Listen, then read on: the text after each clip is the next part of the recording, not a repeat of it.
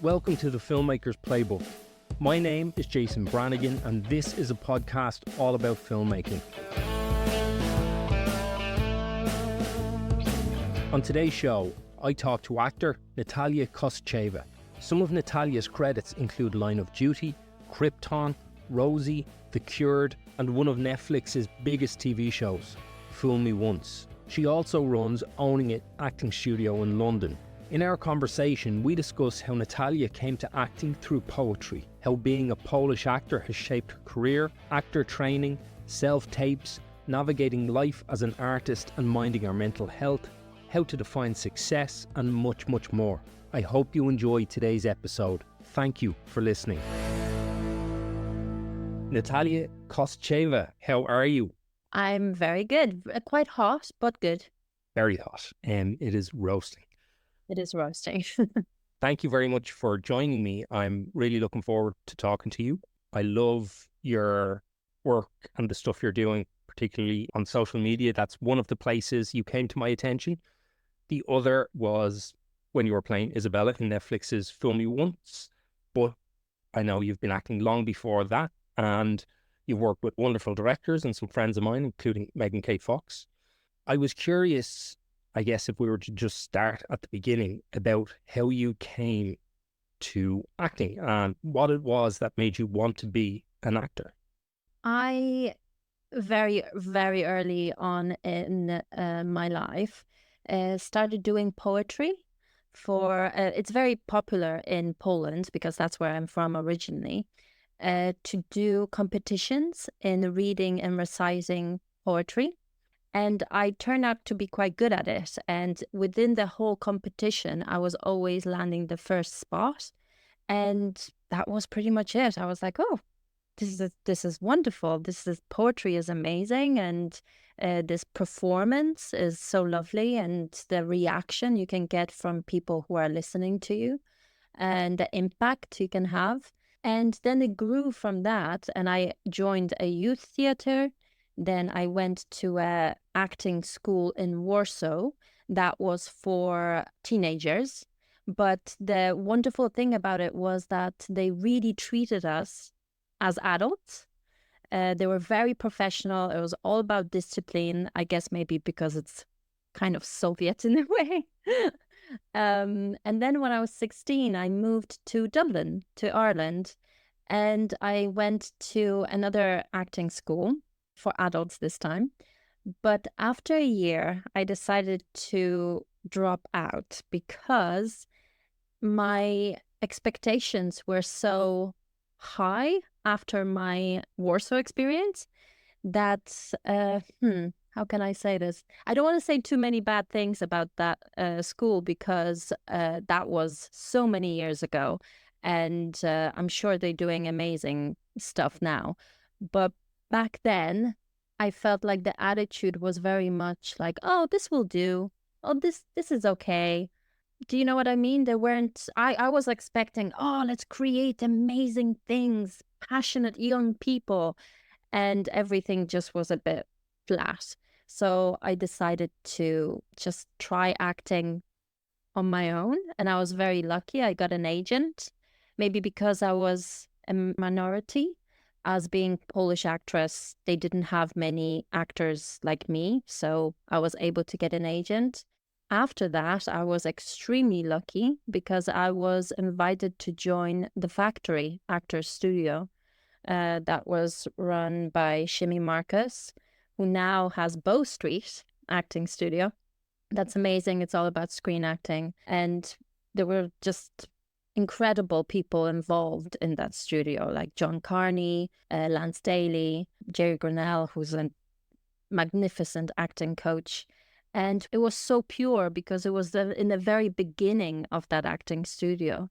So we would just meet every week. It was all free. We would pitch in and give like a $5 towards the keeping the lights up and the heating. But it was just so pure. The directors were there to direct us.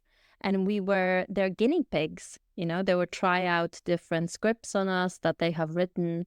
And it was just the most beautiful experience. Sounds magnificent. I would love to go a little bit further back and Mhm. look at acting school in Warsaw. At that time in your life, although you had found this love of acting in Poland, what did the film and television industry look like? Was being a full-time actor something that seemed plausible for you at that stage? Yes, you know what? It's a very different industry in Poland because when you are an actor, you go to an acting school for, I think it's 4 or 3 years. I think it's 4. And after that, you are a professional actor, and that is all you do. Therefore, if you get a gig of a, I don't know, a movie or a TV show, of course you do it, but you also get hired on permanent basis with a theater. And it could be in different towns. You might be traveling, but you're there for, let's say, a year, and you are commissioned to play different parts, different variations of big, small parts throughout the year for that theater. So it's never a case of being unemployed and have to work in a cafe. So it's a very different structure where here 98% are struggling actors who aren't able to live full time from acting. They have to do other bits and pieces. So it's a very different industry. So when you moved to Dublin then when you were 16, was that kind of a shock to the system in terms of how you potentially saw that career taking shape for you? Because if you had this image or this idea of the structure that you would be able to take in Poland, I guess that rug sounds like it would be pulled when you land in Dublin, and that kind of structural system of becoming a professional actor maybe isn't present.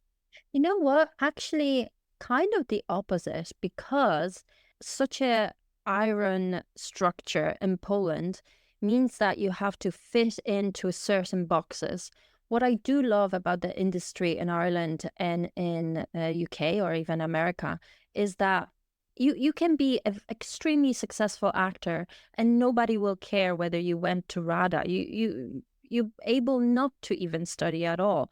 What matters is your talent and what you can show. And I really love that because it takes out the pressure. Uh, at the same time, now that I'm older, if I were to speak to my younger self, I think I would say, don't go to an acting school.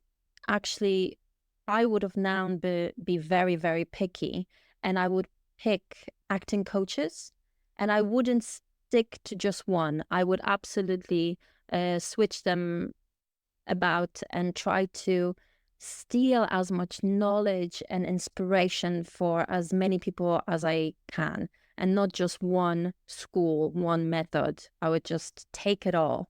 I love that. I think it's really important as well. There is so many tools at an actor's disposal, so many schools of thought. I think a lot of the time you can be missing things by not really experimenting and exploring and interrogating the work of people who maybe even you potentially disagree with some of the principles as you hear them by other people. But when you go and do your own work and research, the things you can find is always spectacular. 100%. I would love to just ask a question then about how you managed to get yourself that agent in Dublin at that age, after dropping out of that first course that you had tried when you were in Dublin. Oh God, if I only remembered.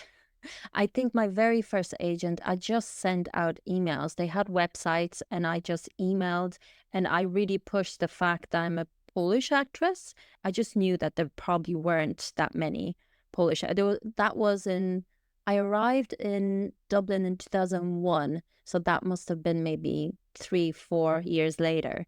So at that time, there weren't that many Polish actors. So I was very lucky. And I'm pretty confident that that's why they signed me. How has being a Polish actor in Ireland and in the UK impacted your career? Well, definitely I've been in this typecast of a foreigner, Eastern European Polish actor, which I actually don't mind. I'm happy to be playing the Polish parts. What makes me sad is that they are often just like so stereotypical and therefore boring, in my opinion. It's always the prostitute, it's always the cleaner, all the stereotypes you can think of, it's always those. However, I've noticed that in recent years, the industry has been changing and the parts are becoming more and more interesting and just broader and not so boring. So I just feel that it's a little bit too slow. And I actually don't mind. There's this whole thing that, oh, if it's a Eastern European character, only Eastern European actors should play it. I actually don't mind. If a British person wants to play a Polish character, go for it. The only thing that seems frustrating and unfair is when I'm only limited to the Polish characters and I'm not allowed to play any other, even though on the script it doesn't say necessarily she's from London. It could be anywhere that this character is from, but for some reason, either the casting directors or I don't know who makes these decisions exactly, but they never think, oh, let's get a French girl in or let's get this nationality or whatever. So I definitely think my career would have been much further if I was really good at accents, for example, and not just trapped in my Eastern European little box. Yeah, it's a weird one. But you do feel that there is a bit of a shift. Does that mean that you are beginning to see projects or tapes with more interesting Polish or Eastern European characters come your way? Or is it just that there is more interest in seeing you as a Polish actor for roles that maybe you weren't being seen for previously? A little bit of both, because, for example, in Fool Me Once, the character of Isabella, she wasn't Polish originally. I can't remember where she was from, but she was definitely not Polish. So they changed that after seeing me audition. However, more parts are being written that are more interesting for specifically for Polish characters, which is great. I got a nice part in Out There. It's an ITV show that's going to come out in January 2025 next year. And it's a proper character that builds each episode and has a beautiful arc. It's so exciting. And I didn't have to put on a very thick Polish accent. They just wanted basically, yeah, you are already foreign. Just play it with your how you speak. It was so refreshing. I was like, oh, thank you so much. Love it. When you were in Dublin then, after the factory, and correct me if I have any of this wrong, you did the screen acting program full-time at Bow Street. You did a full-time program at the Gaiety School of Acting. Mm-hmm. And I believe also Hyde Park Acting School. That was the Hyde Park was in Warsaw. Okay. That's the one, yeah. So between Bow Street and the Gaiety, it's kind of what you just touched on. So I'd love to get your sense on this. There's lots of different schools of thought, as we said, when it comes to acting and actor training. Having worked, I guess, across those three different schools, I'm wondering whether you found their teaching complemented each other or whether things seemed contradictory, and how you began to, I guess, develop your own sense of your own style and how you like to work as a performer. I think I trapped myself a little bit. I think I wanted to please too many people. Therefore, I was trying to create characters and put on this extra layer of something. And now that I'm older and I have completely different approach, I do realize that actually all I needed to do is focus on who I am, how I see the world. Therefore, it will be a unique experience that I could put into each part and make it interesting. And that will make it real, instead of trying to think, oh, this character should have a limp or a lisp or whatever. And I feel like in those younger years with those teachers back then, I felt the pressure to create this persona of a character, where now I really don't. I try to dig deep into myself of what I feel that I would do in this situation, even though the character might be different to me. But at the same time, I feel that we all have bits and pieces of everyone within ourselves. I have maybe rage that in my real life, I control, it's all good. But this character will just help me unlock that. So I believe I have all the characters within me. So I don't need to create any big personas. Does that make sense?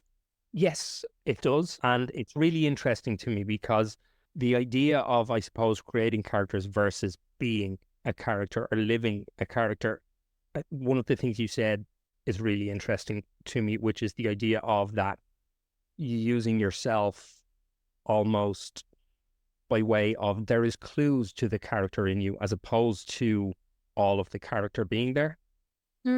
Yeah. And one of the things I'm trying to determine whether I'm pro or against is this idea of emotional recall and effective memory and bringing too much of ourselves into roles and how that maybe impacts the body physiologically and personally and whether it's right for a character.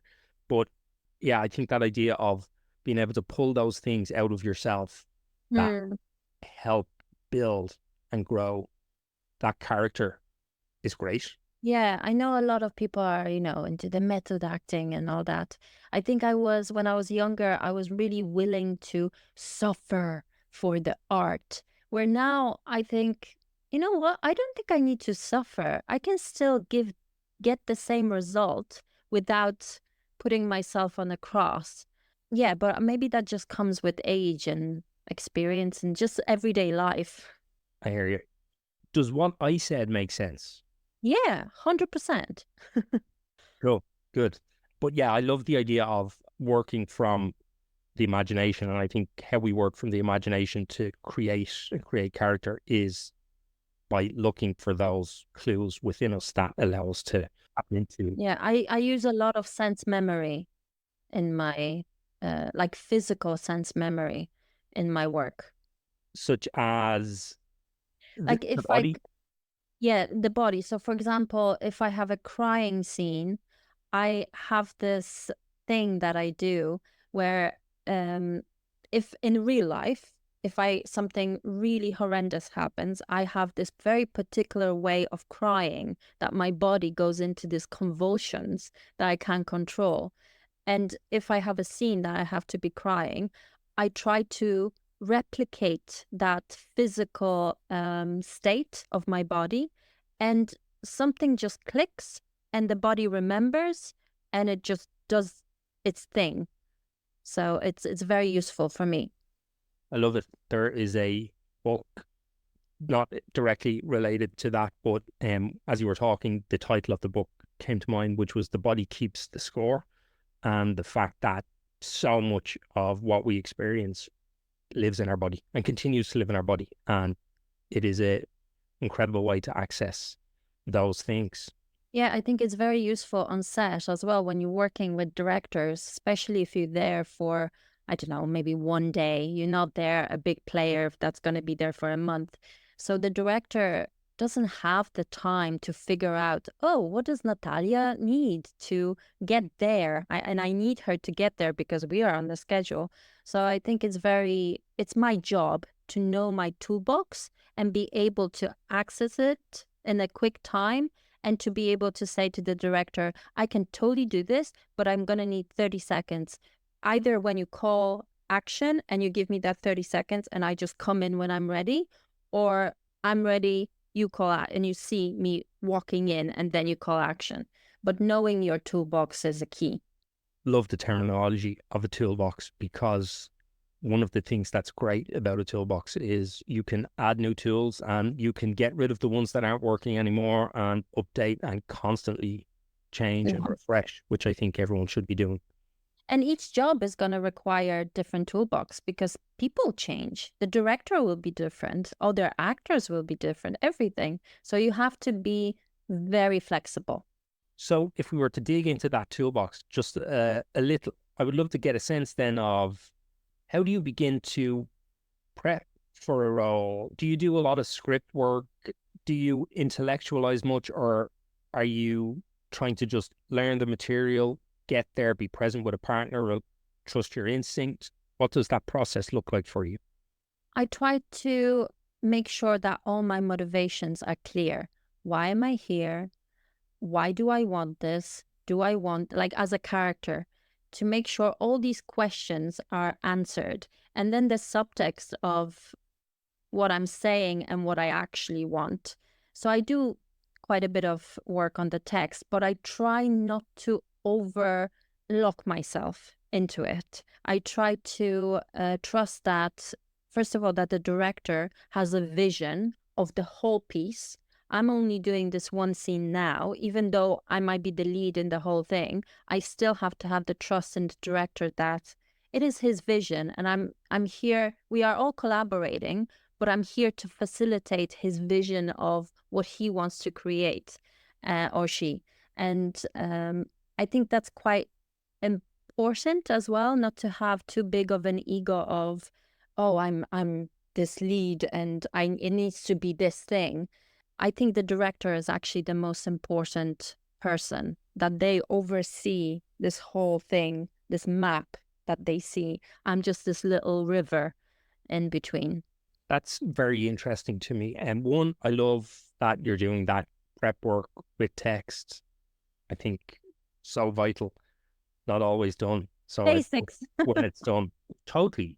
But that's kind of the foundation of everything that follows. So it's, again, that idea of the toolkit, using the thing to help you lay that foundation from which you can build, I think is really important. In terms of directors then, I think of the role of a director almost like this facilitator, and it's your responsibility to ensure and elicit the best from everyone on set. In terms of listening to you talk about directors, I would love to get a sense of how you like to work with directors then. I know every job will be different based on the role and the prep and all that kind of stuff, but in an ideal scenario, what would be your ideal working relationship with the director on a project? Depends on how heavy the part is, but I would love to have the conversation of, okay, this is for this chunk of the movie, I will need these things to get there. So for example, that 30 seconds before we call action, I love talking in visual aspects as well. I love a good mood board. I love a soundtrack. Even if you don't have the money for the actual songs, I want to hear the music so I understand the mood and what you are trying to achieve. I watch a lot of movies, so I'm a little bit of a geek. And so what kind of cinematography you want? How do you want to show the picture? I'm all about that. And loads of conversations about is she doing this? Why is this happening? What's the relationship between the characters? So absolutely, I would love as well rehearsal, but that's a luxury that never happens. But God, it would have made so many shoots so much quicker and easier and less stressful. Although sometimes you can over rehearse. So this is the fine line as well. So you have to be careful. That was going to be my question on rehearsal. Do you like to get things up on their feet and actually do a bit of work on the scenes, or use that space for something else? Because there is always that balance then in terms of, I think screen in particular is how you maintain a sense of aliveness to the work and it doesn't become too bedded in and too static. If the scenes are conversational, then we can rehearse loads, no problem. Let's do it and try every single angle possible. If it's a very emotional scene, I prefer to do the bare minimum because I want to have that freshness and not to leave too much on the rehearsal floor, because then, well, depends if the rehearsal is right before we shoot or is a few days before. Because if it's right before we shoot, then definitely I don't want to rehearse at all, actually. Let's just do this, because the first 3 takes are going to be the gold. After that, there might be interesting things that you can cut away to, but the rawness will be in the first 3 takes. Okay. I love that you are self-aware enough to know that that's 100%. Yeah. where you're going to be on. So important as well, and can help so much in terms of a set environment. Yeah. You have done tons of work. You've appeared in Line of Duty, Krypton, Moon Boy, Ross na Room, Love Hate, films like Rosie, The Mhm. Cure, Get Up and Go. But acting, like directing, can be a notoriously unreliable source of income and incredibly unstructured way of living our lives. I was wondering how you have managed that aspect of the job over the years, and the idea of being a jobbing actor. And it's an incredibly difficult thing, I think, for any artist to navigate. So I'm always curious about how people navigate it. Absolutely. And I think we should talk about it more because it feels always like there's a bit of a stigma to it that, oh my God, I'm working in a, I don't know, a coffee shop and therefore I must be a failure or I must be not good enough. Where again, 98% of actors are jobbing actors and it's okay, 100% okay. I have to say that in my 20s, I wasn't as good at it, as in, I I could have probably been more picky with my day jobs, but I was just switching them every 6 months because I would be like, oh, I can't be here any longer. And they weren't very flexible. When I moved, this was more in Dublin. When I moved to London, I decided, okay, I need to do this a bit better. In London, it's a little bit easier because it's so big. There's so many more job opportunities in cafes and shops and all that. Although all those little jobs in service industry. So I found a job that was in a cafe. It was not a chain. It was an independent cafe that hired mostly artists, either actors, musicians, photographers, you name it. Therefore, the owner was very flexible and so supportive of us all. So every time somebody got a gig, we would swap and just help out. And I stayed in that cafe for 6 years, which was Amazing. just, yeah, amazing. And it was wonderful. It closed down now, but it was all in perfect timing because it allowed me to really focus on my acting studio. But I would say to any actor, even if you're doing well, I would always keep a day job because there's something about even if you have you've just done a big gig and you have loads of money, you don't technically need to go to a day job. I think there's something about having a little bit of a purpose each week. It can be even 2 days a week if you can afford only to work 2 days. And it will just take you out of your little bubble of, I'm an actor, and just make you focus on something else. Of course, you have to find a day job that is not destroying your soul and preferably has really nice people around you. That really helps. But it doesn't have to be very serious. Just something that, is light and breezy. You finish at 5 and go bye-bye. I do think it's something that's very difficult to navigate and can be at particular points in a career, because artists, directors, writers, be it musicians, writers, put so much into the work that they're doing that your identity becomes so tied into the title, into the I'm an actor, I'm a director, I'm a filmmaker, whatever it may be. And it can be really hard to dissociate from that particular identity. I know I've struggled with it in the past, but I love what you said about the idea of just having a purpose that is outside of the job, so that you can also remind yourself that you are more than just the job and the pursuit of the job. Because I think what's really difficult, which we will come to, is the idea of success and expectation, and what is the job that is the job. You know, I think the pursuit never ends, because when you finish one job and you stare into the abyss of not having a job, it becomes about the next job again. Mm, And if you don't have something to anchor you, I think in those between times, it can be 100%. And even incredibly when hard. yeah, when you get a job, a lot of people, and I was guilty of this as well, and I very much learned not to do that, is to put too much emphasis on a job.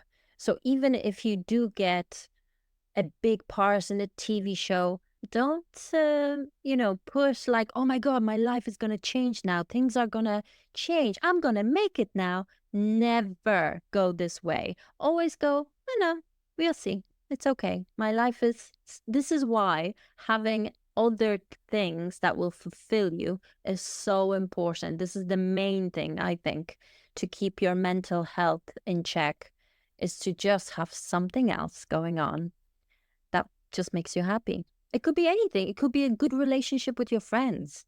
It doesn't Yeah, have to be another job. It could be a hobby. I love painting. Am I good at it? No. Do I do it because it makes me happy? Yes. So, just like something that fills your cup. I think can take quite some time to get to the place in your career where that is understandable and makes sense. Again, I can only speak personally, but it took me a long time to get to the point where it's like, it's okay. Things don't go your way, not the end of the world. Something else will come along. There's all this other stuff, and your life is rich in all these other ways.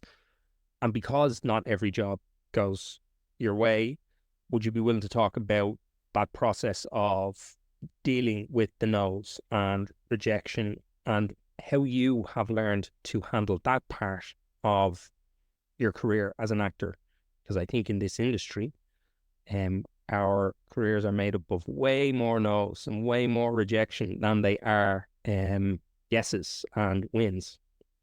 100%. I think the key is to remember that there is no such thing as competition. It's an illusion that I don't know where it started. Was it in the acting schools where we were, oh, who's going to get the agent? Who's going to get the first role? I don't know where it started, but it is the most poisonous and toxic thing. And I think the main thing that really helped me understand this on a deeper level was, as an actor, to help out in castings, to see the true casting process, where you see you I'm sure loads of actors know this, where they sit in the waiting room, look around, and you go, oh my God, there's everybody looks exactly like me. We are clones of each other. And you feel like, I don't stand out at all. In fact, if you are on the other side of the room and you are in the casting director's seat, suddenly all those girls that look exactly like you in the room, they're completely different. They all have completely different interpretations of the text and just different vibes, moods, everything. And suddenly you realize, wow, they're really not a competition. We are all have equal chances here. And it's just sometimes random how we get picked. So that really helped me doing castings and really seeing other actors performing and seeing that somebody was absolutely fantastic, but just doesn't suit the part. And it's not personal, and it's not a reflection of me being a bad actor. So now every time I have few things as well that I do. For example, if I don't get a part, I will watch the show. I will watch who got it. And often what happens is either I watch it and go, oh, I really did not miss out, because what they reduced the character to is nothing what I will want it for it. And I'm glad I didn't do it. The only thing I regret is the money, because money would have always been nice.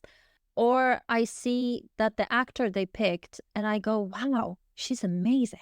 This is exactly the little nuances that this character needed. It's just not me. I wouldn't be able to get that essence. And it's fine. I don't know. For me, it's Now it's very black and white, but it took a long time.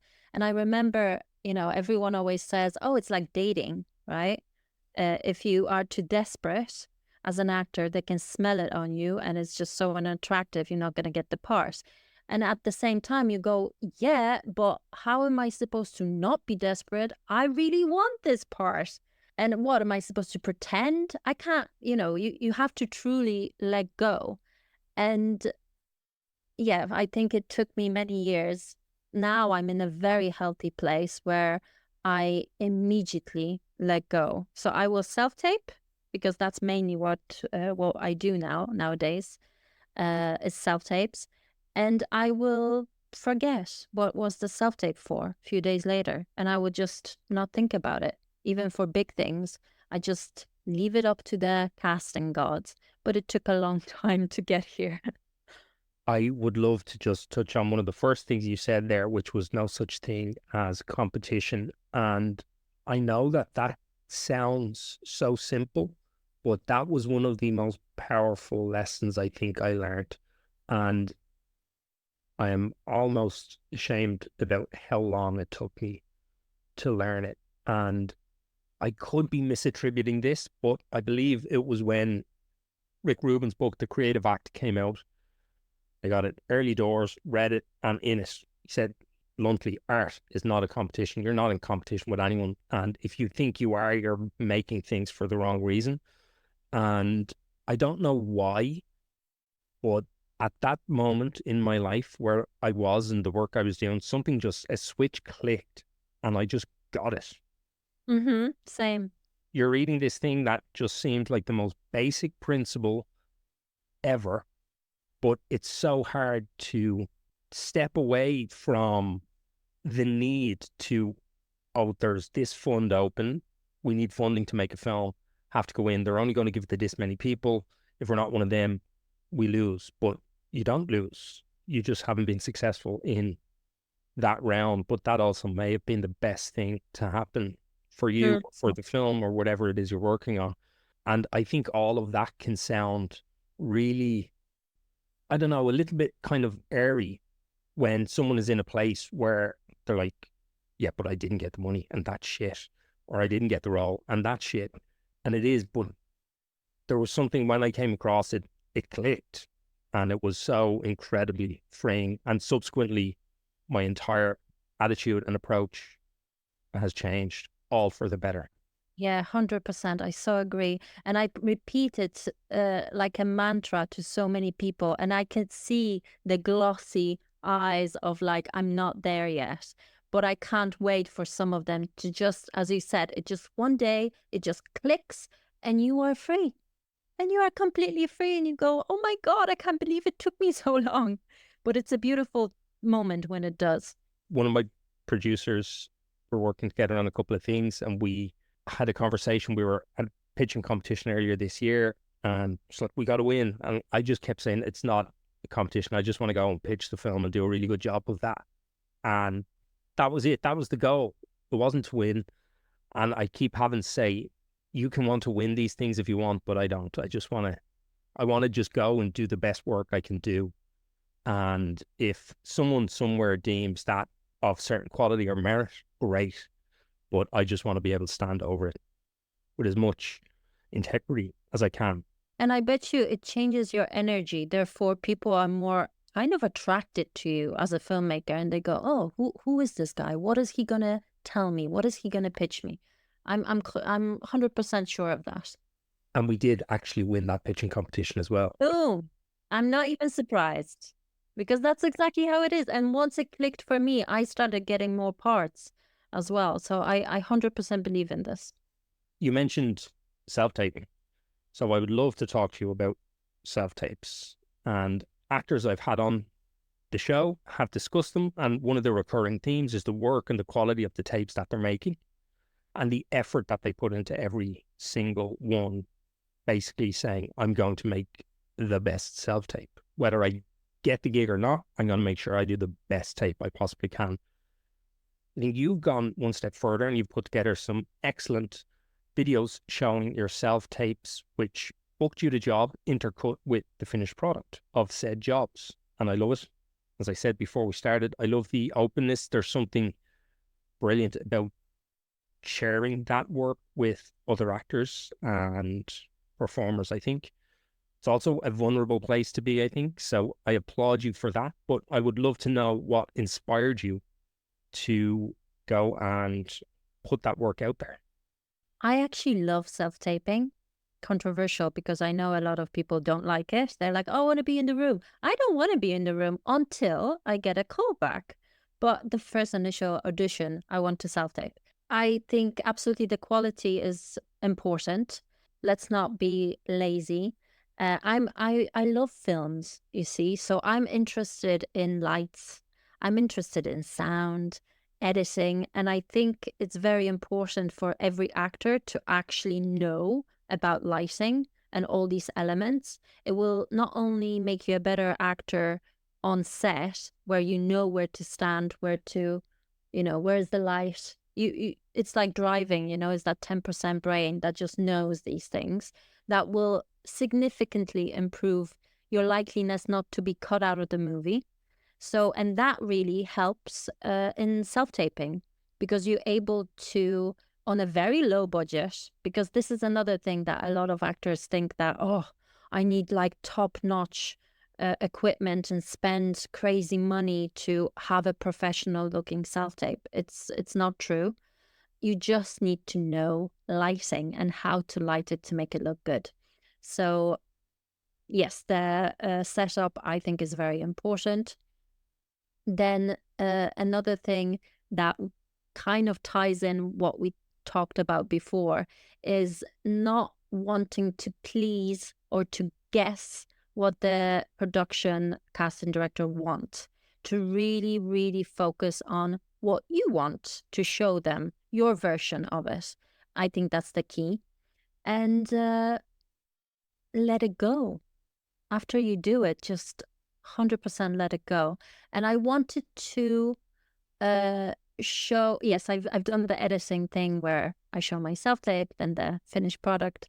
I wanted to show people how different sometimes the self-tape is to the final product. Sometimes it isn't.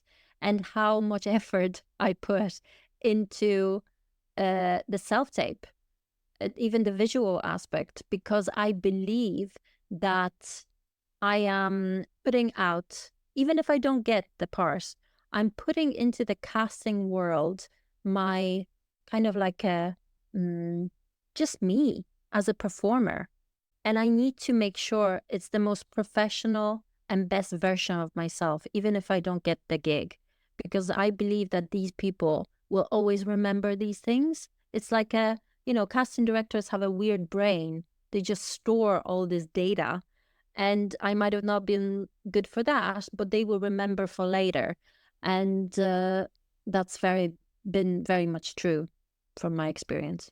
That has been another recurring theme when I have talked about self-tapes and casting directors with performers on the show.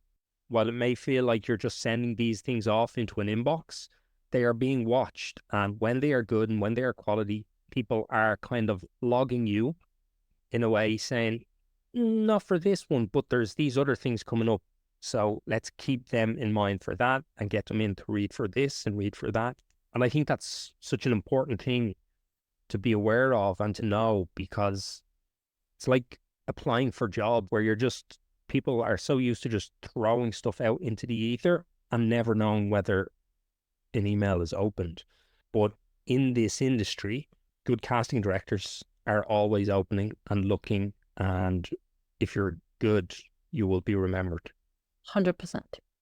I'd love to get a little bit more insight into your process then for self-taping. I know you mentioned the setup, not wanting to please and focus on what you want and then letting it go. But how do you begin the process? And again, I know this might be difficult to answer because sometimes you could get something in that says, we need to tape back in 4 hours. And that's going to be very different than if you have 4 days.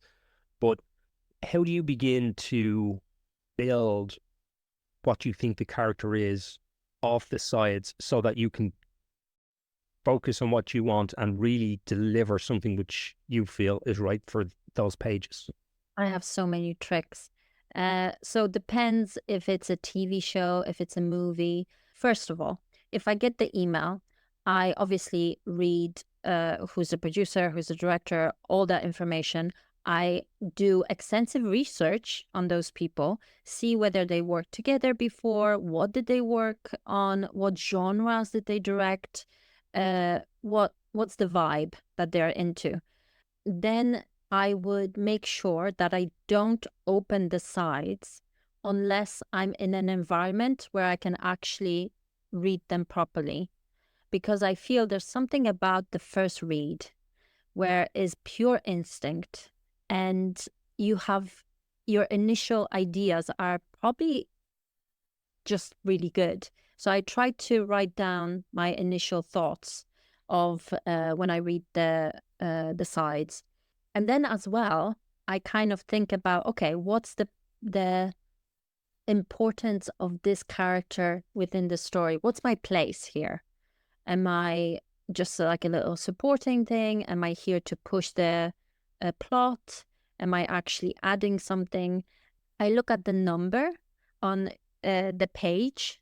Like, is this towards the end of the movie? So it's quite pivotal moment for the story.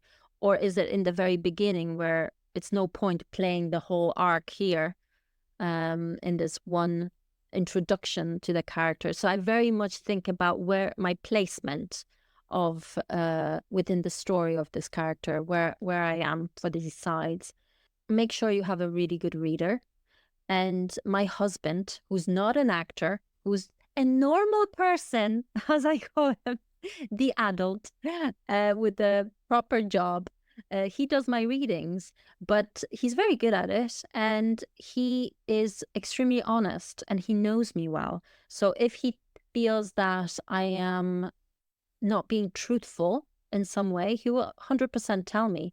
And I value his opinion because he knows me. And sometimes I don't agree fully with him, but often he just knows how to pick up any falseness within my delivery. And that's very helpful. So having a good reader is essential, I would say. So that's pretty much my process. Brilliant. Thank you very much for sharing. I am curious, when you do that bit of research on the team, what are you gleaning from that? Or are you just curious about who will be making the film and who you are potentially going to be working with? Or does that impact anything you're doing in terms of the tape? Depends. For example, if I see that the filmmaker is extremely visual, like in a poetic way, like the cinematography is always beautiful in their movies, or I make sure that the self-tape kind of reflects that mood. I look at the genre in terms of delivery. What kind of actors does he like? Does he like very, he or she, they like extremely natural delivery, or do they like it a little bit amplified of a bigger characters? I just look at those little things, and then I try to, this is the balance that I'm trying to always play with.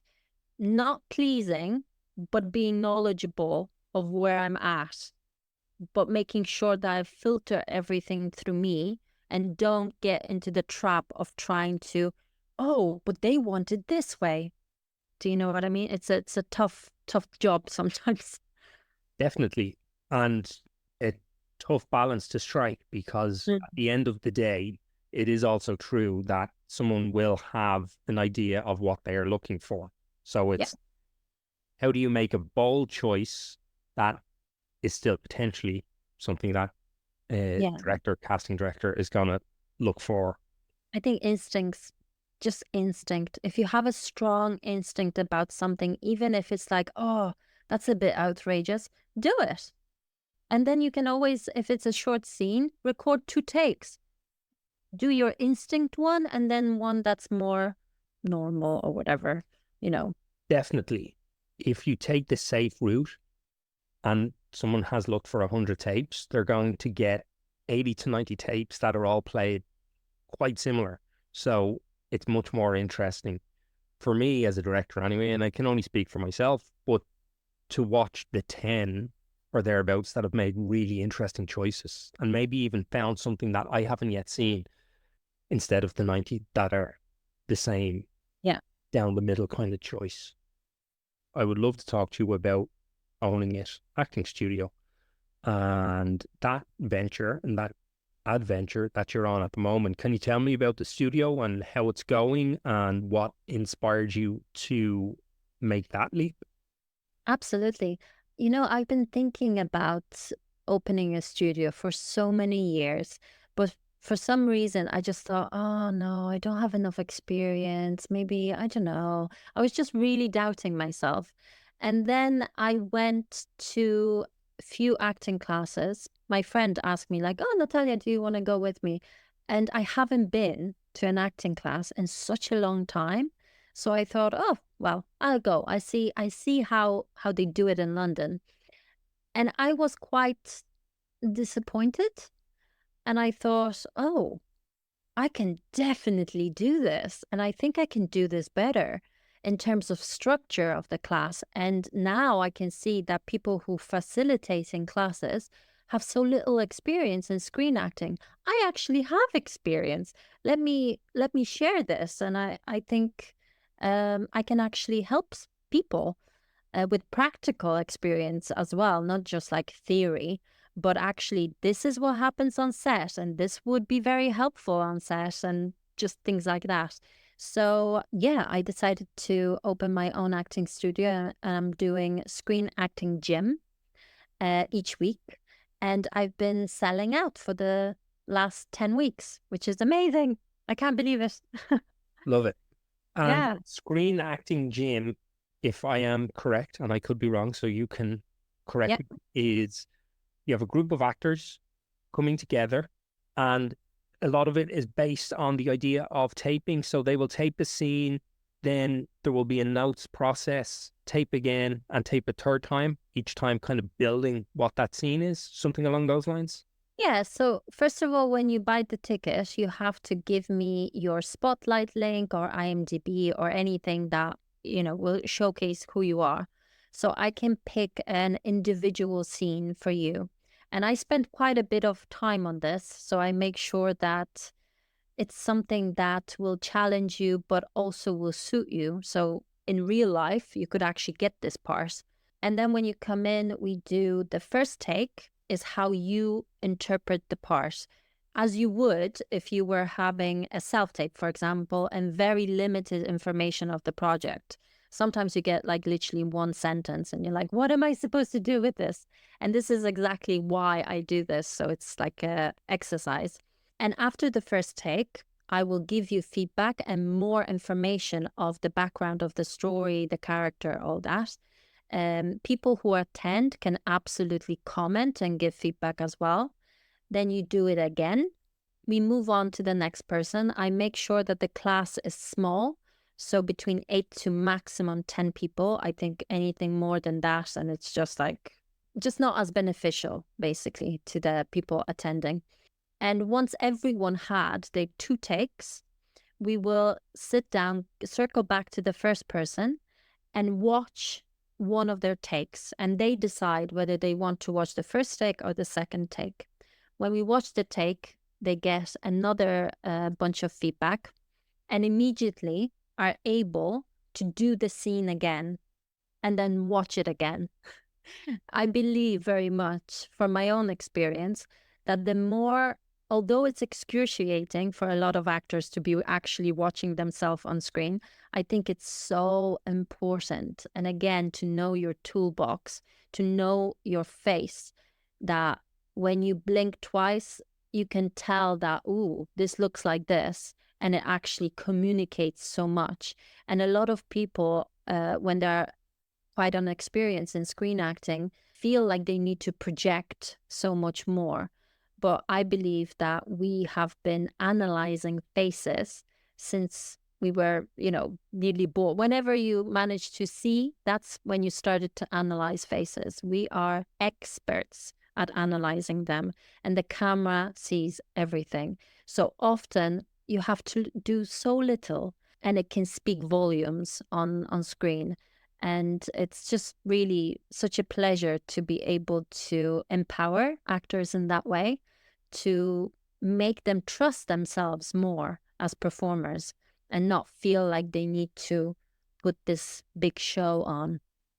The actors that you have been working with, what seems to be the thing that they are struggling most with as performers? Oh, there's this one thing that I've noticed that a lot of actors are struggling with is that they lock themselves into an idea of how they prepared the scenes from some mannerism, literally, oh, I am putting and scratching my head at this line, to a rhythm within the text. And they are so locked in that when you give them direction, they're just not able to shift. And I always say to them that this is the number one thing from any acting class that you need to master, is being able to let go of the idea you had and be flexible and be willing to discover new nuances to the text and the situation, because that will get you jobs. Definitely. And it's going to be one of the first things a director looks for in a callback, is Yeah. whether you can take a note. Yeah. Okay, it's really interesting. For you, what is your biggest challenge as an actor? You see, I worked so hard at letting go that I've mastered it now so well that I don't feel like I have any heaviness about it. So I don't feel like I need to let anything else go. Um, That's great. yeah. I'm honestly, it took me so long. And trust me, I had several breakdowns in my life when I was just like, I'm quitting. I'm quitting everything. I'm moving back to Poland. And I've done it, like one-way ticket. And so I'm so happy that now I'm finally in this place in my life where, oh, I give you an example. I was doing some gardening work, literally digging, sweating like a pig in sun, but having a great time. And my agent called me and said, Natalia, you got the part that you auditioned for. And I was like, oh yeah, cool. And of course she tells me all the details, financial stuff and all that. And I was like, yeah, okay, great. Thank you so much. And I went back to digging, and I'm digging, digging, digging. And then I thought, oh, I'm as happy as I was before the phone call. My happiness level has not changed. And I just thought, wow, I really done it. I've mastered being in this place where it's lovely to get a job, but it doesn't define anything. I love that. Yeah. And you're not letting the job control you. Yeah, exactly. Yeah. Amazing. So what then is your favorite part of the job? Oh, I guess meeting people, getting to know people, working with different actors and just observing other people work. I love watching the DOP, the director of photography. I'm such a geek. I'm like, what does that light do? What does this do? So I just love films. So any aspect of filming is just fascinating to me. Um, and getting to know people and the work that goes into props, into costumes, into the whole, oh, just the whole army that needs to make one movie is incredible. And everyone needs each other. And there is no job that's below another. It's like a little, mechanism that needs to work together. When there's good people around, it's just magic.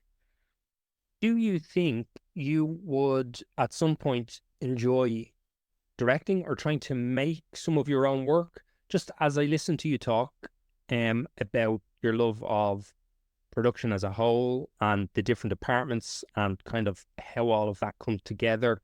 Plus, I think you're probably wading into the waters through owning it as well, in terms of working with actors in that capacity and sharing and being able to direct them and help them grow. Is that something that you have thought of or considered? I would love to direct, but now I'm really exploring it, as you said, with the actor studio where I direct actors all the time, and it's really there's so much pleasure in it. It's really lovely to direct people, but I'm not sure, do I have a story to tell? Whether I have something that impacts me enough to want to go, I have to make a movie about this. I'm not sure, do I have anything currently in my life that gives me that yearning? Maybe one day, absolutely. For now, I really want to focus on empowering people because I think as a young actor, I was just so, my confidence was so damaged. I just always felt like I'm not good enough. And I hated that feeling. And I really want other actors to be spared of that because we do that to ourselves. Often we are actually quite amazing, but we just do not allow ourselves to go there at all and to accept it. This is why, again, I really force the actors to watch themselves on screen because when they are amazing, they just need to see it. And they often don't allow themselves to see it. They're so critical. But I believe the more you watch yourself, the more you desensitize to your, I don't know, double chin or whatever, that you can actually see the performance. I would agree. Even hearing yourself, I used to hate having to listen to Mm. myself on anything.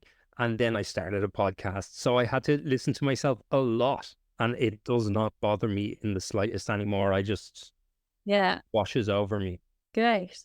So I wanted to ask you a question about defining success, which is something we touched on before we went into record. Mm. I think you may have kind of answered this in a sense with your gardening story, but I think it's still important, and I would be curious to get your sense on how you have defined success in your career. And I'm going to guess in that younger part of your career, what you thought of success is different to what is success at this point in your life. Oh, absolutely. When I was younger, I thought the only success is if you are a Hollywood actor, you have loads of money, you're constantly working from one huge project to another. And now I understand that, yes, of course, that's quite successful to be on that level. But I understand that actually not giving up, being in the industry for 20 years and being sane and not deeply depressed or bitter is a huge success. And still being in the industry and choosing to be and not walking away and going, I can't do this anymore. I need to do something else. I feel like that's that's a success. However, saying that, I don't think any actor or anyone in the industry should ever feel bad about going, you know what? I'm gonna take a year off just to do something else.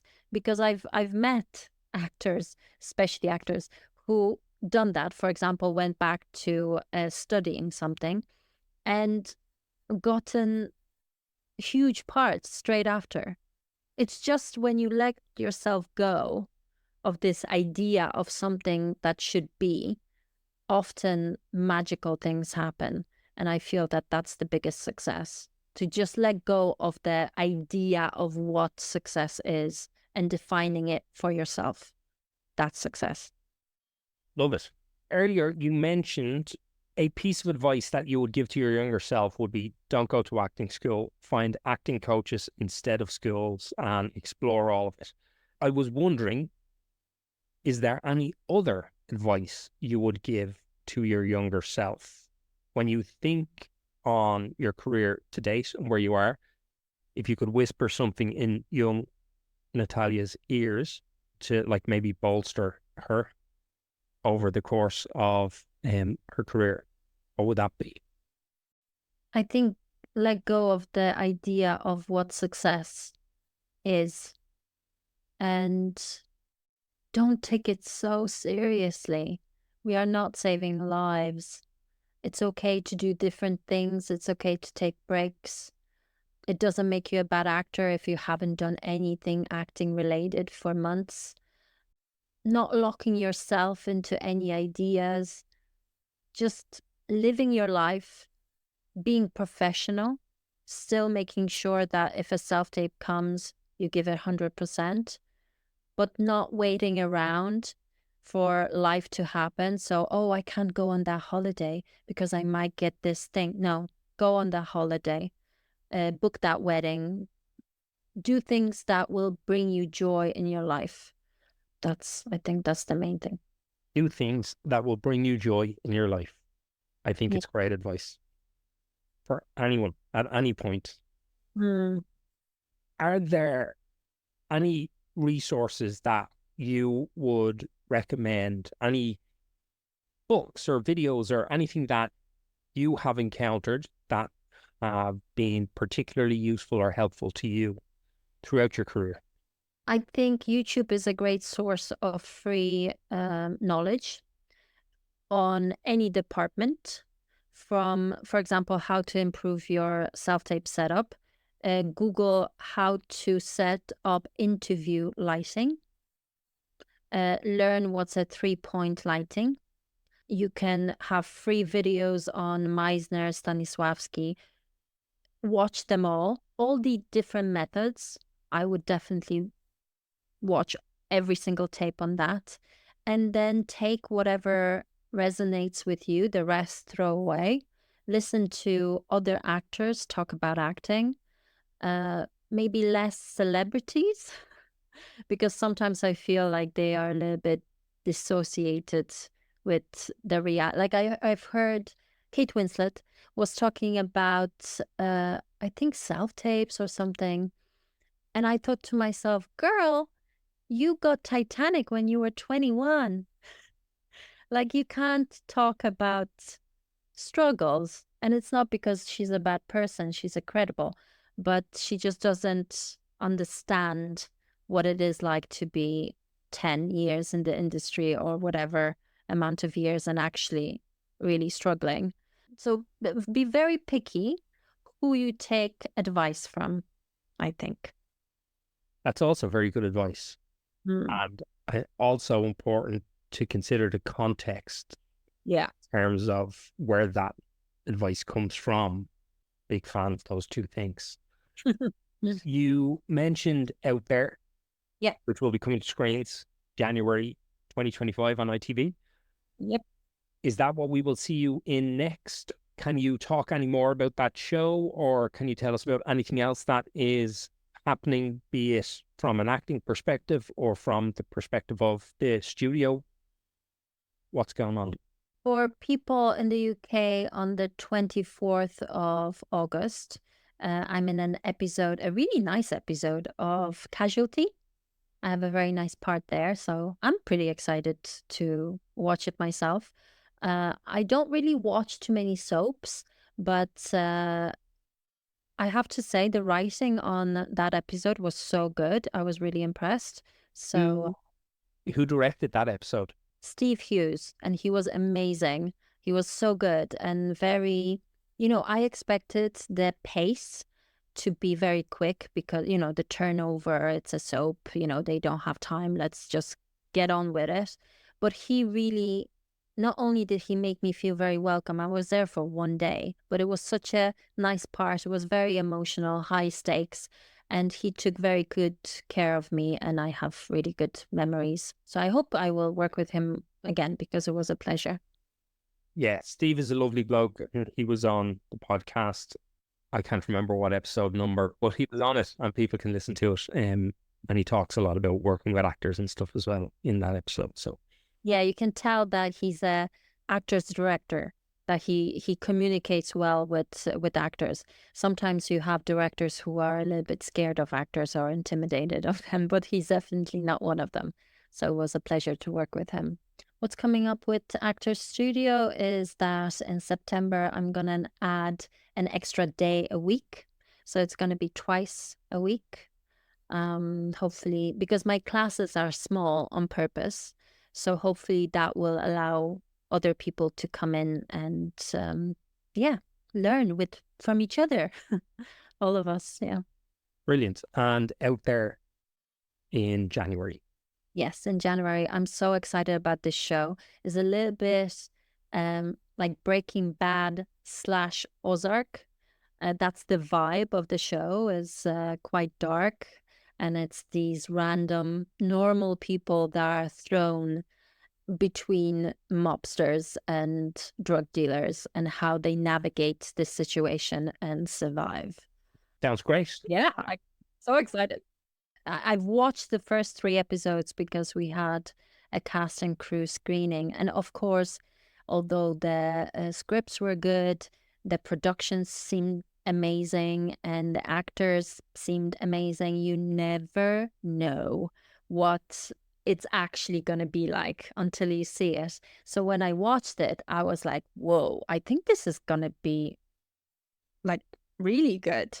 So I'm curious to see what the audience is going to think, because obviously I'm biased. Amazing. Well, I will tune into Casualty. Love Steve's work. Love your work. So double whammy. Can't wait for Out There as well. And I'm sure we'll talk before that airs again anyway. But for now, I would just like to say, Natalia Kostrzewa, thank you very, very much. You mentioned in terms of owning an actor studio, this idea of empowering people and the experience you had as a young actor where your confidence was damaged. So I just wanted to thank you again for taking the time to share that and to come on and share your experience, because a large part of the podcast is about that very same thing, which is just ensuring there's accessible information for people that can give them a steer on a mad industry that, if you haven't been in it, can be very difficult to navigate. So thank you for sharing everything that you did. I really appreciate it, and I loved talking to you. Yeah, I really love talking to you as well. I feel like we're best friends. Are we best friends now? We're best friends. Perfect. That I'm will glad be, we're on the same page. yeah, that will be a great place to end the ep. And that's a wrap on Natalia Kostrzewa. Thank you for listening to the Filmmaker's Playbook. If you're enjoying the show, please follow and rate us on Apple, Spotify, or wherever you get your podcasts. If you have feedback, questions, or topics you'd like me to cover on the show, please put them in the comment section on our Instagram page at the Filmmaker's Playbook Podcast. You can follow me on Instagram at Jason Branagan Director, and you can follow Natalia at natalia.kostrzewa85. Links and social media handles are in the show notes, including the link to Owning It Acting Studio. Join me next week when I talk to Shetland producer Louise Say. Until next time.